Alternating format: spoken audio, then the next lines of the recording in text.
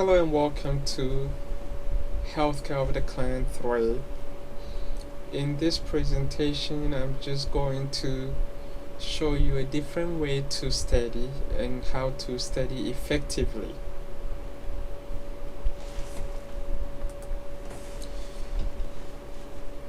So we will be looking at the concept of learning. Learning involves three main components: knowledge, reflection, and application. Knowing is reading and retaining facts about a subject or idea or topic. So when you read, when you know something, it means that you can just recollect the facts about that particular thing. Reflecting is understanding the material and wondering ways it can be used in various situations by creating linkages between new content and what has already been studied or what you already know. And then the application piece is using the knowledge gained to guide decision making, draw conclusion, or react to a specific situation.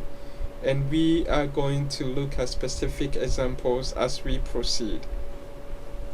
So what is the difference between factual and conceptual learning? Factual learning focuses on basic elements a student must know to be acquainted with a discipline or to solve problems in that particular discipline. And this involves just the memorization of facts. So you can memorize a formula, and anytime that a question is given, so far as you remember that formula, you can plug in the various components and then solve for the results.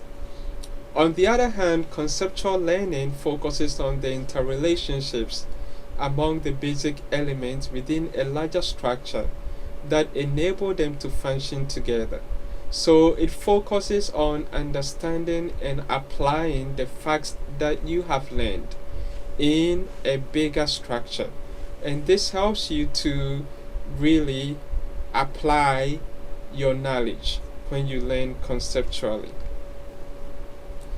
There are many factors that can affect successful learning and testing, and there was a survey that was done called the last year, and they identified that anxiety, attitude, concentration, information processing, selection of main ideas, motivations, self-testing, test strategies, time management, as well as using academic resources can either help a student to achieve successful learning or can impair successful learning. And we will also talk about some of these. So, how do you develop good learning habits? The old "let me cram" will not work at this point in your ambition to become nurses or at this point of nursing school. You have learned many things, and now is the time to put all these things together. In this course, we are going to draw on the various concepts that you have studied in Healthcare 1 and Healthcare 2, such as glucose regulation, perfusion, oxygenation. We are going to pull all those concepts and put them together and relate them to another type of patient, which is the patient who is expecting a baby or who has just had a baby. So why is it that the "let me cram" will not work? This is because nursing is a process and it requires analysis and application of content. Nursing deals with the why, how, and when components of gathering, organizing, interpreting, and applying information. And although knowing some key facts are important, such as knowing your lab values, you should be able to know when to obtain that lab value, how to obtain that lab value, and when it will be necessary to apply that lab value, and the interpretation of what the lab value actually means when you get it. For example, if my patient's potassium is 3.0, I should be able to know the facts about potassium. What is the normal range for potassium, which will be 3.5 to 5.5? After I know that information, when would it be necessary for me to apply this information, knowing that my potassium value currently is 3.0? What does that mean? And I should be able to say that, okay, my normal range is 3.5 to 5.5, and this patient's value at this point is 3, and so this lab is lower. If it's lower, what does it mean? Well, it may be that my patient is having hypokalemia. So what are the signs and symptoms of hypokalemia? What could be causing the hypokalemia? I should be able to synthesize all this knowledge for me to be able to act in resolving that low potassium.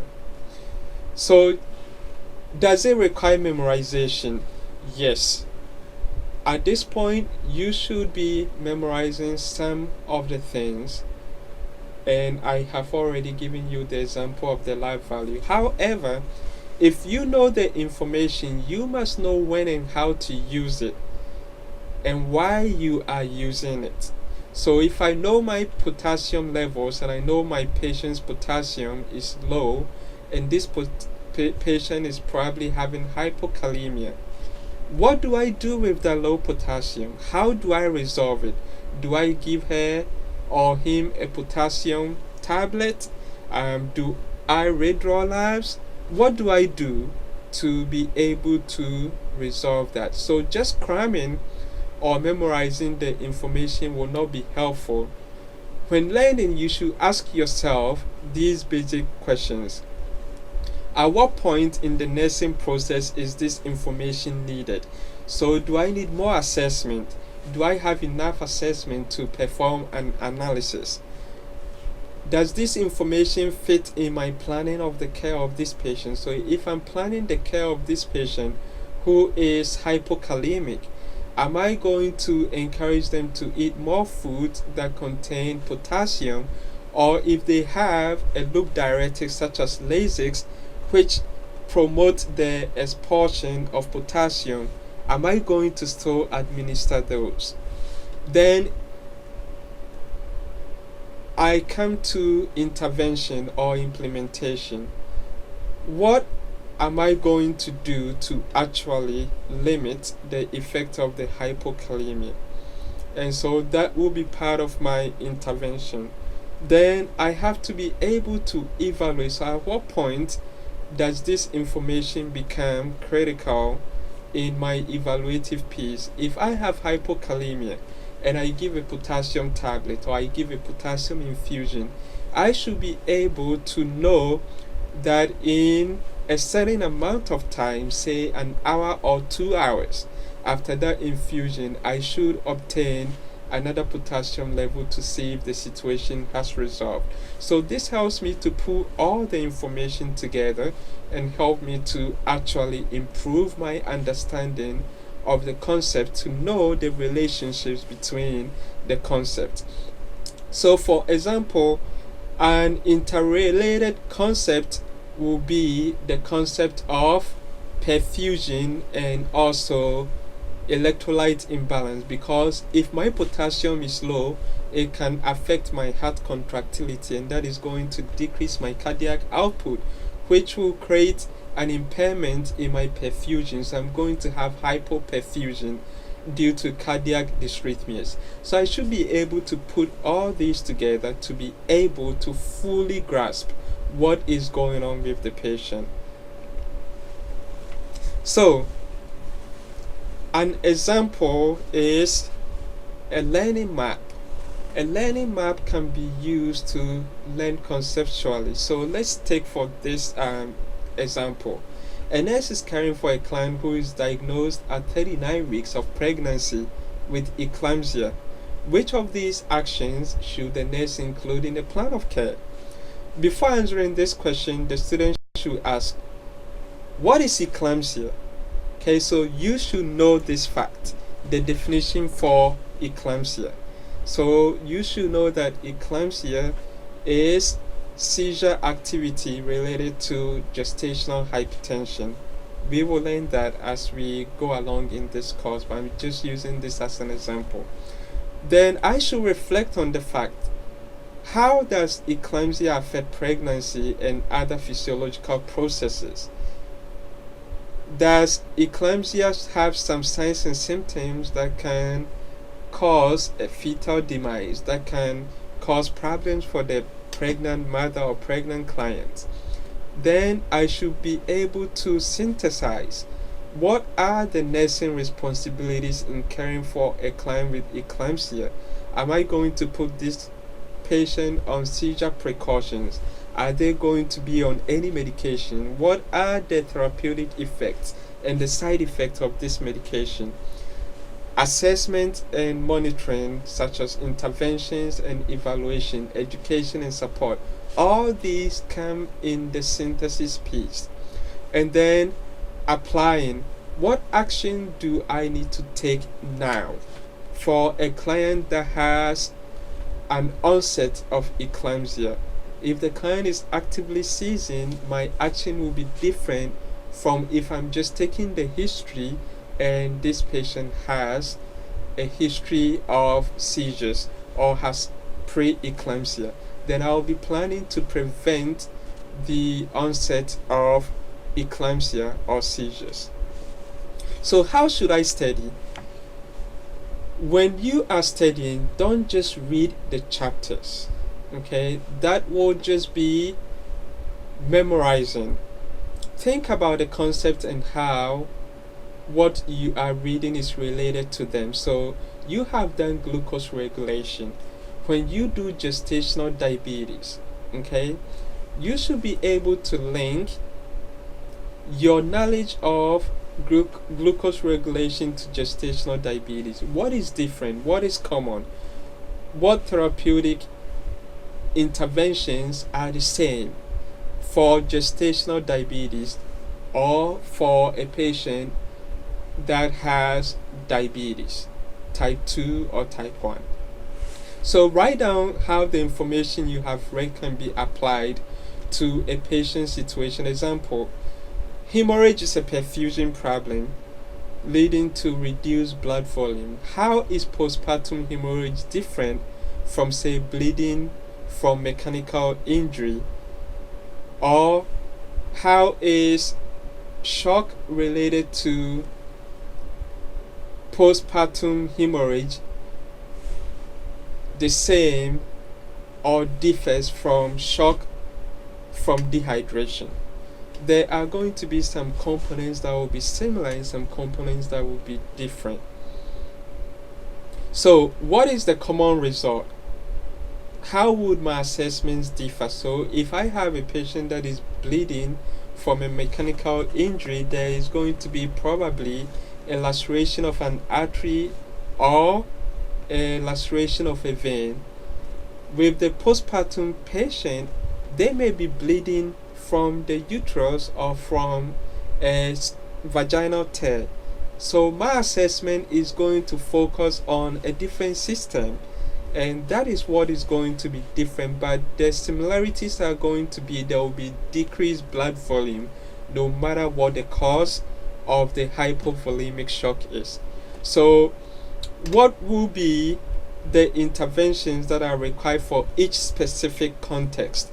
The context of a postpartum patient versus the context of a patient that is bleeding mechanically. Pressure can be used to stop bleeding, and so if I have a patient that is bleeding externally, I can apply pressure. Well, for a postpartum patient, I might not be able to apply pressure directly on the bleeding side, but I can do a funda massage, which is a form of pressure on the uterus to help it to contract and to help it to stop bleeding. So as we continue, I want you to assume the role of a nurse when you are studying. Explain the content to yourself as if you were teaching a patient or somebody else. So when you study, when you read about postpartum hemorrhage, put it in your own words and ask yourself, what is postpartum hemorrhage? Explain it to yourself and teach it to yourself like you will explain it to a patient. And then ask yourself, what is really essential for the client to know? Is it risk reduction? How do you prevent hemorrhage from postpartum bleeding? And also health promotion. What can you do to ensure a safe delivery, to prevent any complications from happening? And once you know these components, then you'll be able to put the pieces together. So there are 6 levels of conceptual learning. You have remembering plus conceptual learning, and this is just retrieving relevant knowledge from long-term memory. So note that short-term memory is much more difficult to retrieve, and that is why you have to plan your learning way ahead of time before an exam, because if you just cram the night before, then your brain wouldn't have had the time to actually process and store the information, and so you may have a hard time remembering what you have learned. So example is to recognize the symptoms of eclampsia. And a question sample may ask you, a nurse is caring for a client who has been diagnosed with eclampsia. Which of these symptoms should the nurse note as consistent with the client's diagnosis? So this question is just asking you to remember what the signs and symptoms of eclampsia are, and you either know it or you don't. You can either retrieve it or you cannot, and that's why you have to be aware of this to plan your studying ahead of time before the test. Okay, then you come to understanding. Understanding helps you to construct meaning from information, including oral, written, and graphic communication, because we all learn differently. So an example will be differentiating between expected and adverse symptoms. So in the previous example, we were just trying to remember the signs and symptoms of eclampsia. But with understanding, you should be able to distinguish between what is expected. Is this normal, or what is not expected or unexpected, which will be the abnormal?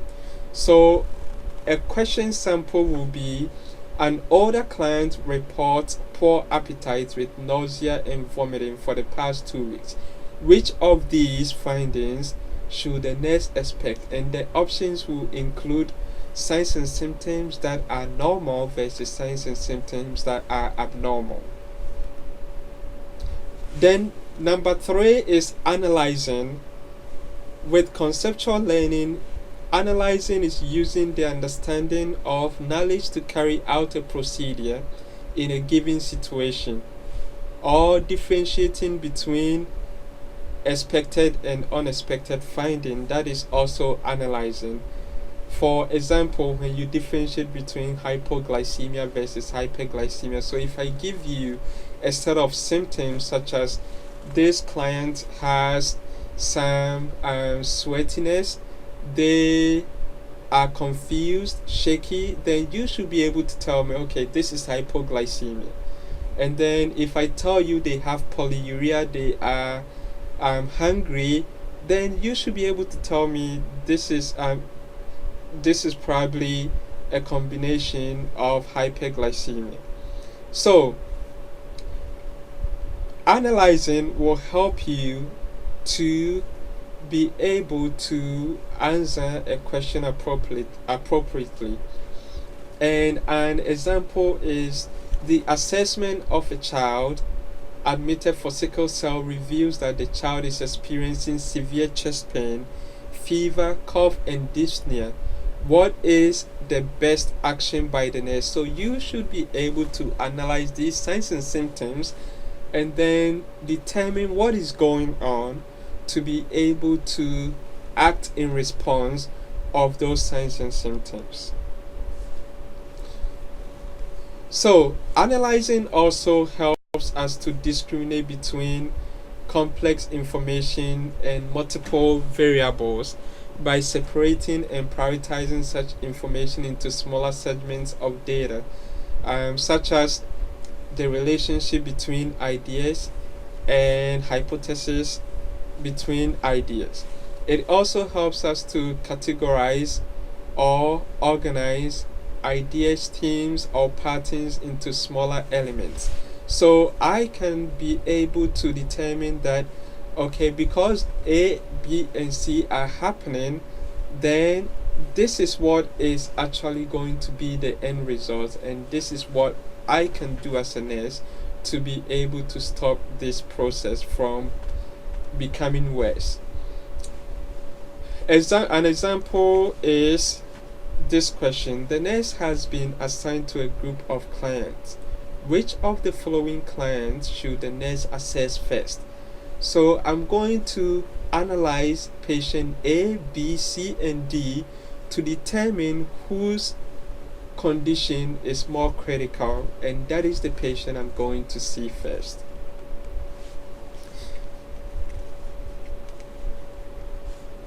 Applying, which is number 4, relates to conceptual learning in that it helps us to conceptualize and prioritize information, ideas, or principles. So remember and apply general ideas, rules, and theories, interpret, demonstrate, or predict situations, processes, or phenomena, which is just behavior. An example will be implementing and intervening based on assessment findings, or based on lab findings, or based on any set of signs and symptoms of a disease process.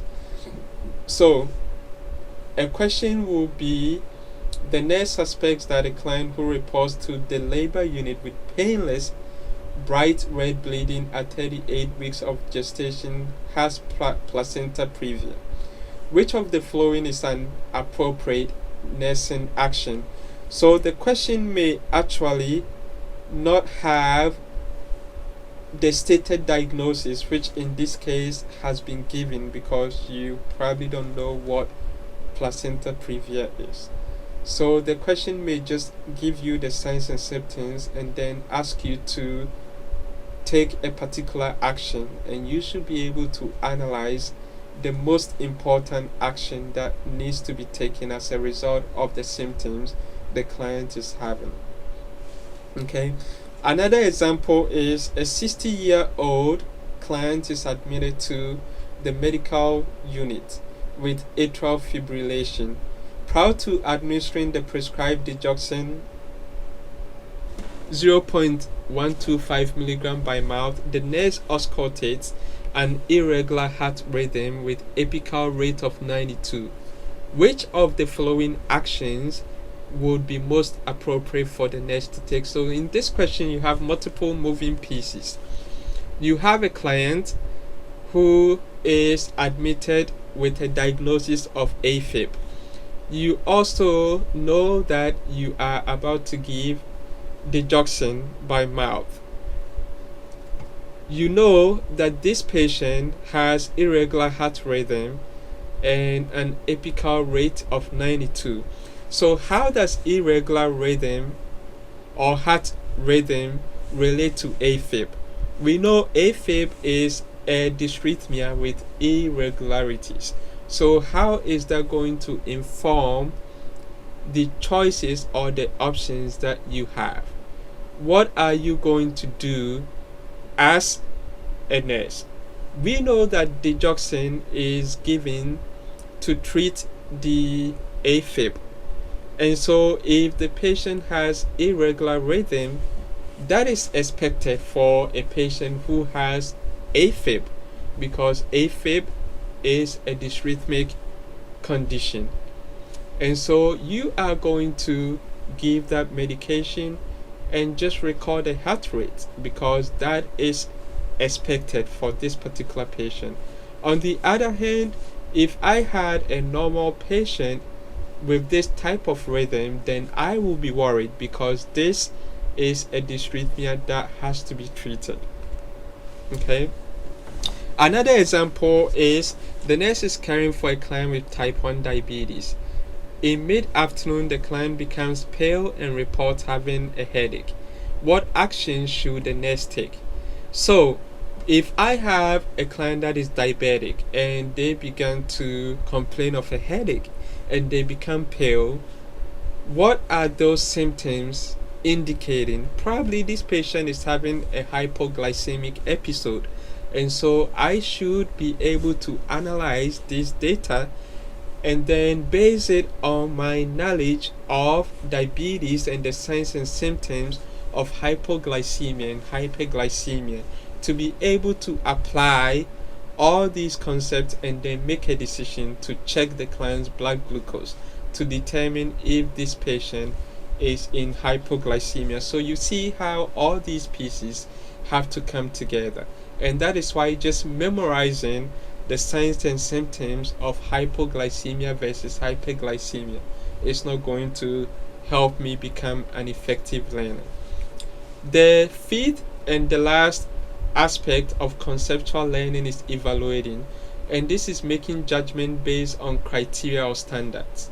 So an example would be determining the relevance of lab results, assessment, or evidence for client care, such as if I give a medication, what is the therapeutic action of this medication? So what should I assess to be able to help me know that that medication was effective?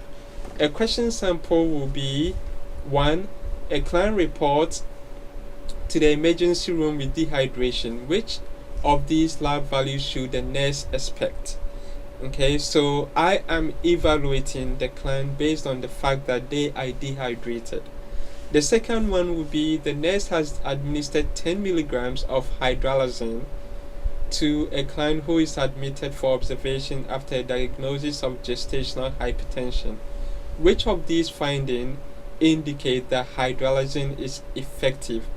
Well, I know hydralazine is intended to reduce the blood pressure of this client, so my blood pressure readings should return within the normal range, and that would tell me that the hydralazine that I gave has been effective. On the other hand, if I have high blood pressure after giving hydralazine, then I know that this medication was not effective and I should take another action.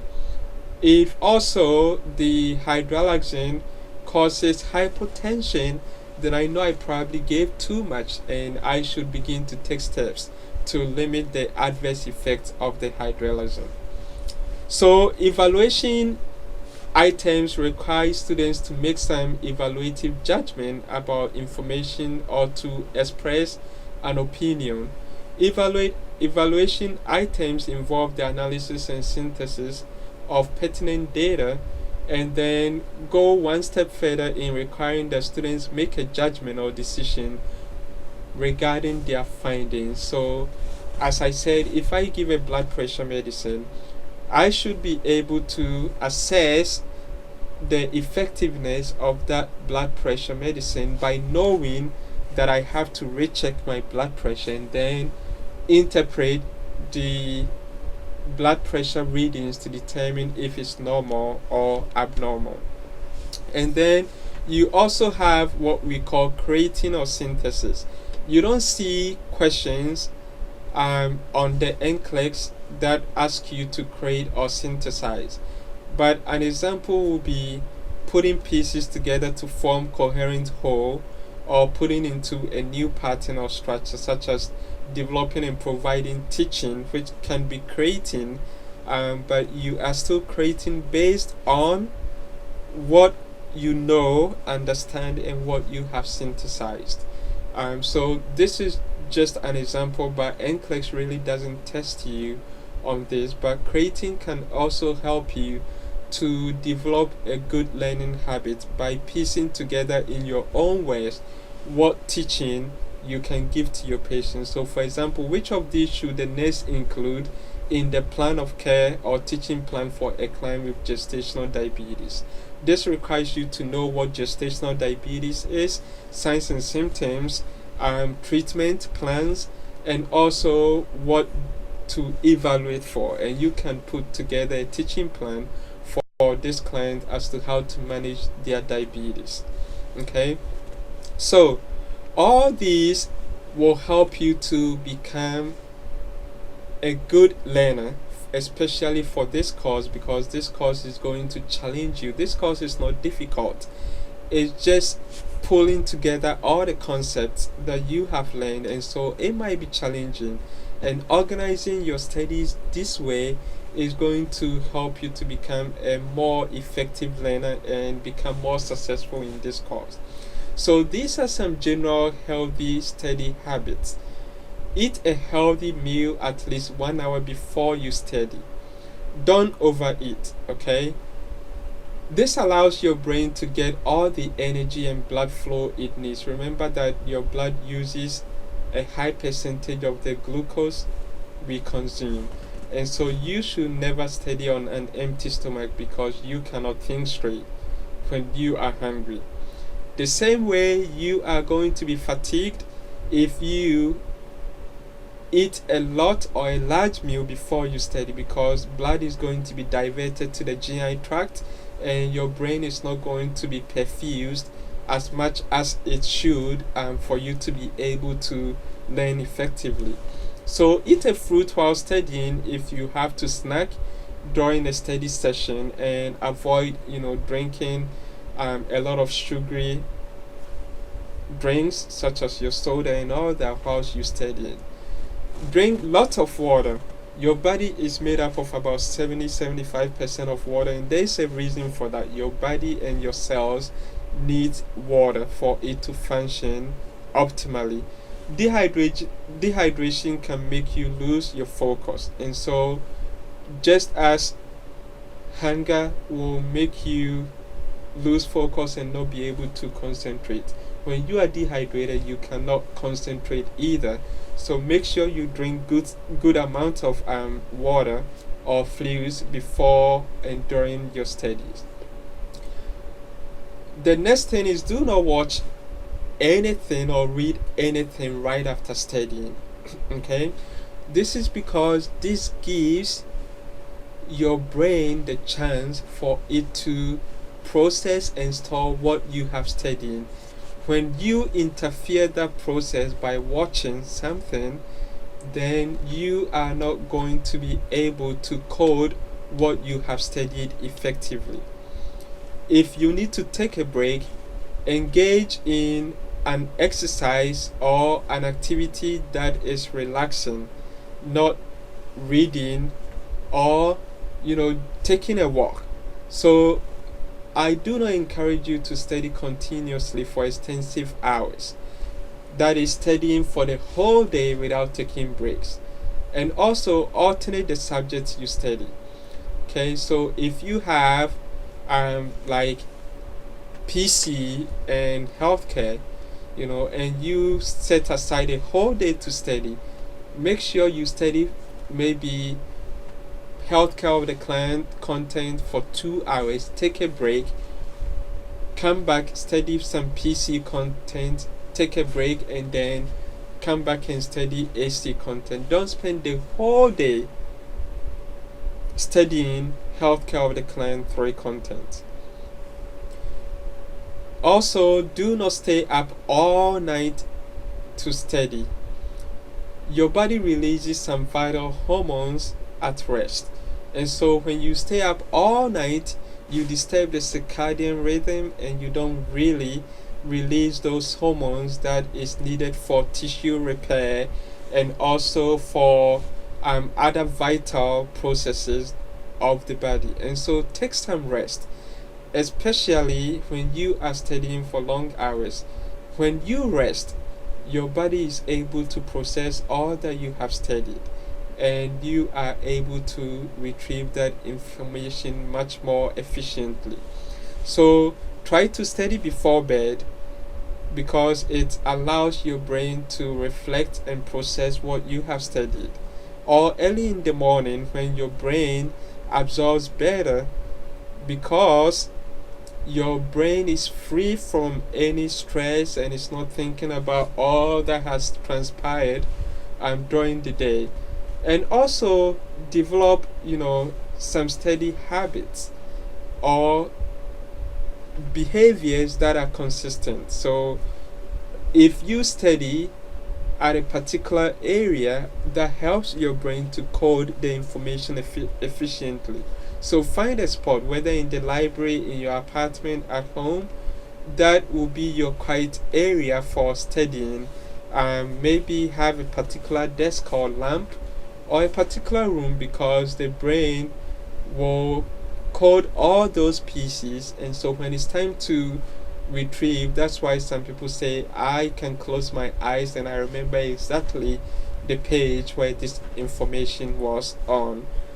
This helps the brain to code the information and it helps for better retrieval. Okay, so what are the characteristics of effective learning?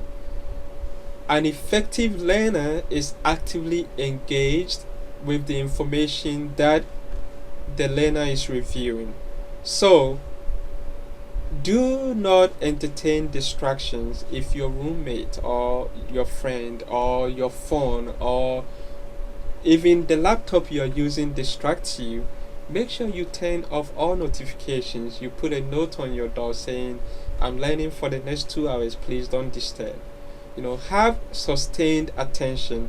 Focus on what you are studying through games, pictures, group activities, but don't be watching YouTube alongside studying or chatting with a friend or being on Facebook or Snapchat. All those are distractors that will not help the brain to code the information. Then perform frequent self-assessments.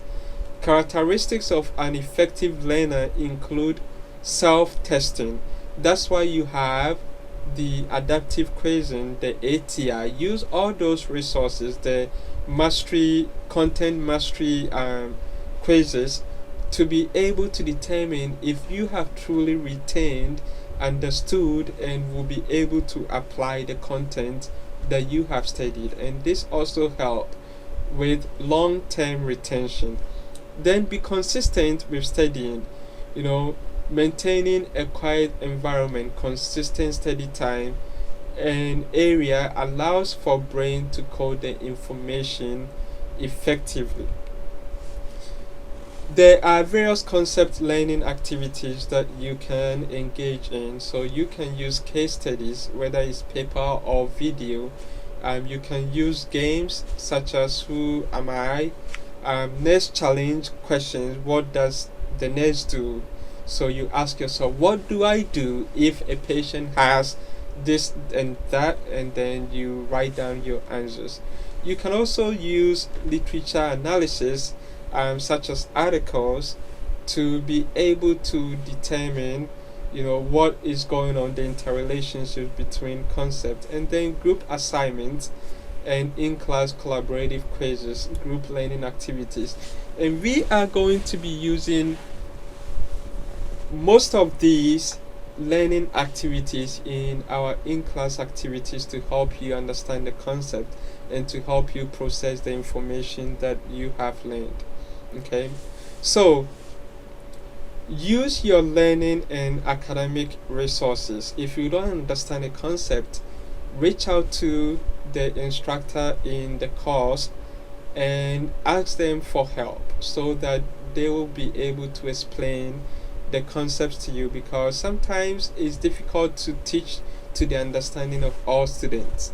Okay, if there is an SI, you can go to that supplemental instruction, or if there is tutoring for that particular course, you can go to that.